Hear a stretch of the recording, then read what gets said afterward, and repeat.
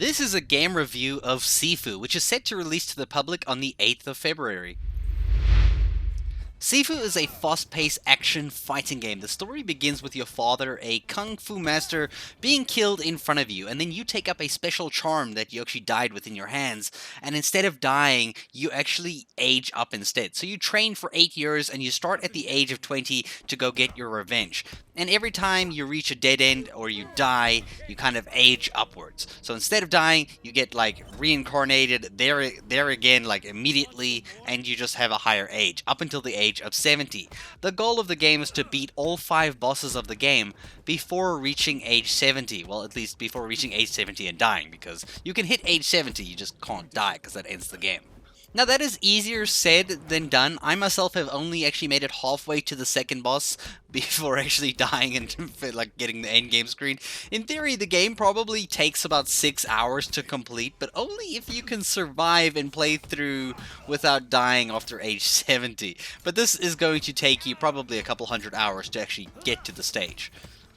In reality, this game will take as long as it takes for you to tune in with high-speed reactions, perfect use of fighting combos, and a great understanding of the enemy's fighting moves in order to adapt and beat them. You essentially will have to become a master of this game before you can ever hope to beat it. The gameplay, as you've seen on the screen, is all about reaching the boss in your level. There's each levels for one boss, making use of weapons, light attacks, heavy attacks, and combo moves to take down enemies. The path is linear to the boss in each level, but there are some shortcuts and different ways that you can approach and get to the boss, like having access to a key card that you didn't have the first time, because in your future retry, you get to keep what you kind of collected in the first playthrough where you ended up losing. The game is designed for each level to be replayed over and over and over to beat it and come out with a lower age to start the next level. So essentially you got to master each level, and then you can go on to the next level and kind of just keep improvising and improving on your timing and your abilities.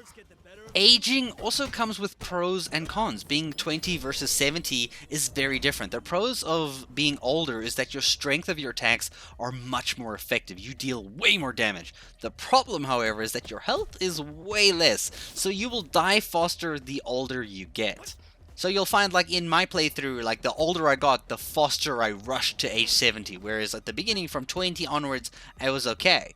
You can also find these little jade statue figures that unlock skill points to increase things like your structure, which is the bar in the middle of your screen that resembles your defense during attacks against you. You can also use a skill point to regain health, extra health from doing takedowns on enemies, and also increase durability of weapons. Further in the game, your skills can unlock more features, but this requires a special score. So as you earn experience from fighting, this is actually a currency that you can spend to unlock new combo attacks. You can spend these at that jade statue, as well as every single time that you die. The graphics in the game are great. They're beautiful. It also goes hand in hand with the sound effects and the music during the game. It will make you feel like such a badass when you beat the crap out of everybody you see. Hearing the hits and making it feel very impactful. Just having that metal pole smashing somebody's head against the wall kind of hits different, you know? This game is a unique masterpiece designed to master by only the best kinds of players. And I definitely think the game is extremely fun, but unfortunately because of the skill curve and the difficulty the game has, I think not many people will actually get to see the end of this game without sheer dedication and willpower to actually play through and learn and master it themselves.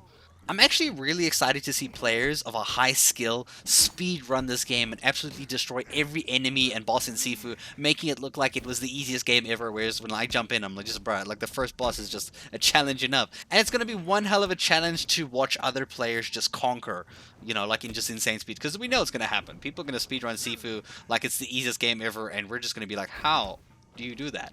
What? It's definitely going to take some time to master a game like this, and I really hope you guys enjoyed this review and my opinions of the game, and I do hope you actually get to try it out yourself, because it's really fun to actually just smack people around like this. And thank you guys so much for watching this video.